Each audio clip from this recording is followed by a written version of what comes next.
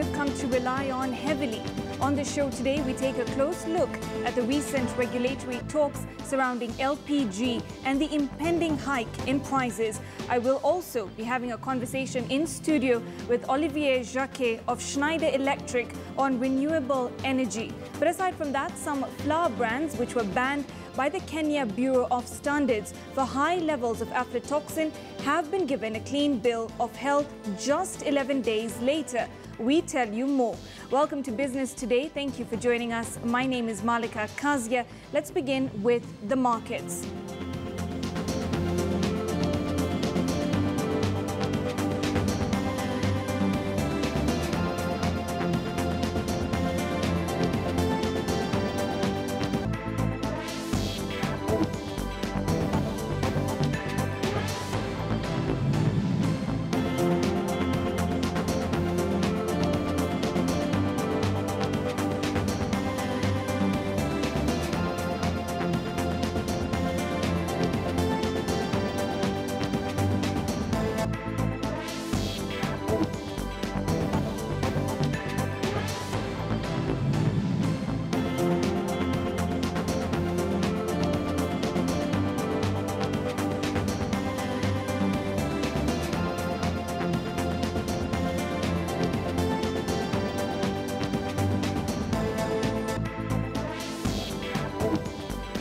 Those are the numbers right there. But of course, let's take a look at our Twitter poll question for you this afternoon. What is your primary cooking fuel? What is it that you use mostly when you are cooking? Which fuel is it? Is it LPG, firewood, charcoal or kerosene? Tell us at KTN News KE. You can tweet me at Malika Kazia. That hashtag is always KTN Business. If there's any other type of fuel, you can also comment and tell us which one it is that you utilize.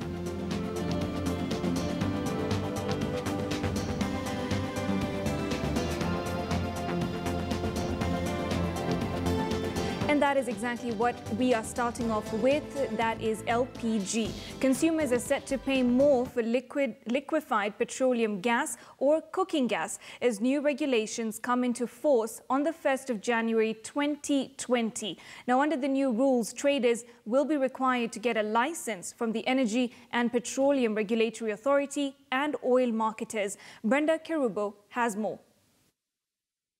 The regulations indicate a consumer with a container branded X cannot have it changed at Y or Z filling stations and vice versa. The law now declares the brand owner as the company whose brand name is inscribed on it. The brand owner is the legal owner of the gas cylinder. When you buy a container, even if you pay deposit, the new law says that is not your container. It's like you're just leasing.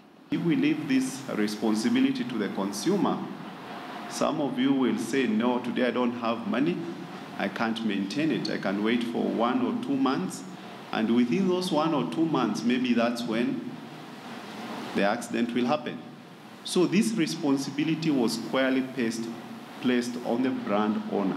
Retail traders in cooking gas such as supermarkets will also need licenses from the Energy, Petroleum and Regulatory Authority, as well as oil marketers. We expect artificial shortage of gas from January 1st, in the new year, simply because if we are going to give the brand owners, the discretion to decide who's going to supply for them, what if they decide they're not going to take to certain places because it doesn't make a business sense? Those people operating illegal plants, I think the fine is clear in the Act, it is clear in the regulations. It's a minimum of 10 million. And this is just to make sure that these plants, it's a punitive fine, so to speak, to ensure that we discourage people from building and operating illegal plants. Because the energy regulator, however, notes the regulations are meant to streamline the regulatory field and, above all, assure safety. The dealers in the LPG market, most of them actually failed to follow the standard safety procedures when filling LPG cylinders, and refill cylinders that were of poor conditions, which had deteriorated, which in return resulted in leakages and in some cases some fatal accidents.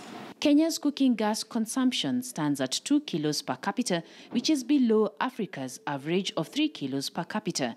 This can be attributed to the high cost of the commodity at around 200 shillings per kilo, compared to the global average of 60 shillings.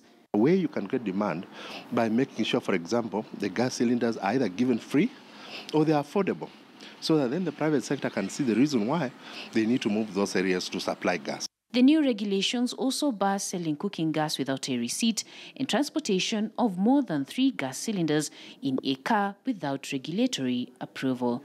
Brenda Kirubo, KTN News.